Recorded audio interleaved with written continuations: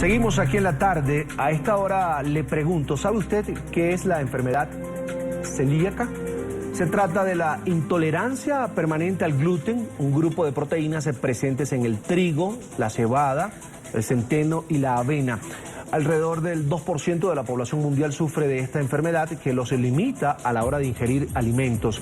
Por esta razón, los productos y recetas libres de gluten o gluten free han tomado tanta popularidad. Eventos como el Festival del Celíaco, que se celebra en Madrid, permite que celíacos, amigos, familiares y comercios conozcan más sobre esta condición y las formas en que se puede llevar una vida normal aun cuando se es alérgico al gluten.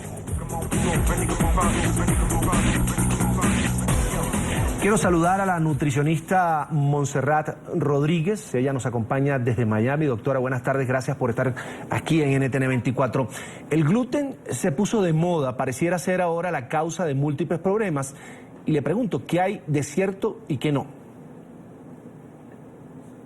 Ok, me interesa muchísimo el tema porque tal como tú lo estás diciendo, hay un gran boom y con todos esos boom y con todas esas tendencias vienen las grandes confusiones también. Tradicionalmente se conoce como intolerancia al gluten a una enfermedad que es la enfermedad celíaca. Son personas que desde el momento en que nacen, niños, digamos, cuando son niños y después adultos, nacen con una deficiencia de una enzima, es una cuestión genética, que hace imposible procesar y digerir la proteína que específicamente el gluten, ¿no? Entonces, esas personas saben desde muy corta edad, cuando empiezan a introducirle los alimentos, que no pueden exponerse al gluten porque inmediatamente desarrollan cuadros alérgicos que son pues muy llamativos y son muy dramáticos.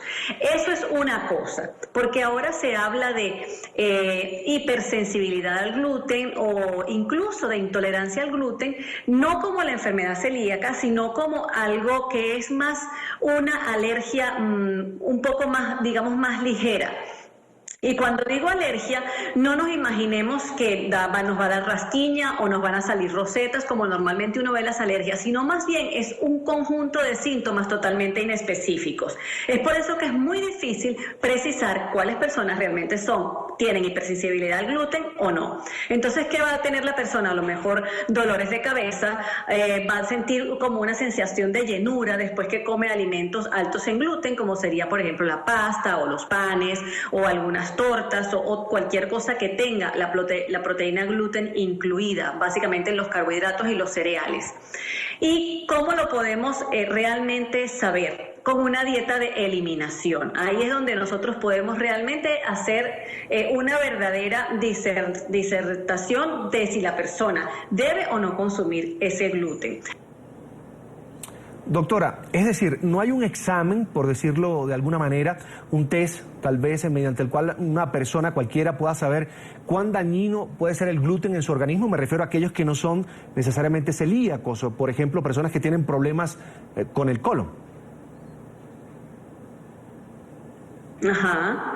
Mira, existen unos test que son los mismos test de pruebas alérgicas que se hacen no solamente para el gluten, sino también para la soya, para algunas carnes, para algunos vegetales y algunas frutas. Estas pruebas lo que nos dicen es que se eleva en nuestro cuerpo una inmunoglobulina, o sea, hay como es una señal indirecta. No es que tenemos específicamente antígenos para cada cosa. Por eso las pruebas de alergia, tú ves que la persona va y le inyectan una cantidad de vacunitas que son los antígenos para ver cómo el cuerpo va a reaccionar, y realmente lo que se lee es esa posibilidad de crear de una manera un poco exagerada la cantidad de inmunoglobulinas que son las que luego van a ocasionar la prueba alérgica. Entonces, primero que nada, sí podemos tener una orientación a través de una prueba que puede ser por sangre, e incluso hoy en día se utilizan tests de saliva como de ADN.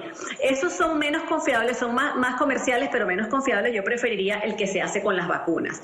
Pero si usted no quiere ir allá, si usted no quiere tomar ese trabajo de ir a inyectarse y leer las vacunas y ver qué pasa mientras pasa, lo ideal es que hagan lo que les estoy diciendo, un retiro completo del gluten y prueben y sensen cómo su cuerpo está, cómo van al baño, cómo se sienten, si se sienten con más energía, si duermen mejor, si no tienen dolor de cabeza, porque existe otra condición que es lo que viene asociada con esta hipersensibilidad al gluten, usualmente, y es más allá de que a veces el gluten está muy modificado genéticamente, es decir, la semilla, y estamos consumiendo gluten sin saber realmente si ese es un gluten que tiene una cantidad de pesticidas o si fue un gluten creado en un laboratorio o no, esa es otra historia. También existe una condición que se llama intestino que gotea o intestino que filtra. Nuestra mucosa intestinal tiene que dejar pasar las partículas cuando las consumimos y han sido procesadas por el estómago, el intestino delgado,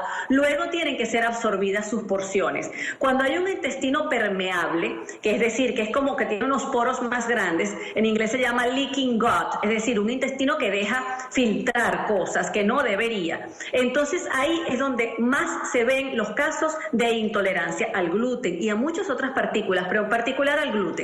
Entonces, ¿qué pasa? Se reabsorbe una porción de una proteína que no debería haberse reabsorbido. Y ahí es donde viene el efecto de hipersensibilidad. Doctora, hay quienes aseguran que no podemos quitarnos todo el gluten de nuestra vida si no somos precisamente intolerantes a él, porque igual esto nos afectaría. Le pregunto, ¿esto es así? Como todas estas cosas, cuando son tomadas como por en medio, ¿no? Cuando el caso no se individualiza y no se estudia bien, obviamente van a haber confusiones, pueden haber malas interpretaciones y pueden haber consecuencias de la salud también. Yo lo que les digo es lo siguiente, el gluten es una proteína, eso no es ningún misterio, eso no es ningún preservante, no es ningún veneno, no es algo que le están poniendo extra a las comidas, todo lo contrario, es parte constitucional de muchos de los granos que consumimos todos los días. Si usted no es intolerante al gluten y no tiene enfermedad celíaca y tampoco sufre de ningún tipo de efectos de estos inespecíficos cuando consume o una pasta o una pizza o un pedazo de torta o un pan blanco o un pan integral, porque muchas veces el pan integral tiene más cantidad de gluten que el blanco, ¿no? Entonces, haga una diversificación de las fuentes de proteína provenientes del grano, pero no lo elimine, porque muchas veces vemos también cómo las personas al eliminar el contacto con el gluten, entonces se convierten en alérgicas, entonces sí empiezan a tener muchísimos más problemas que antes.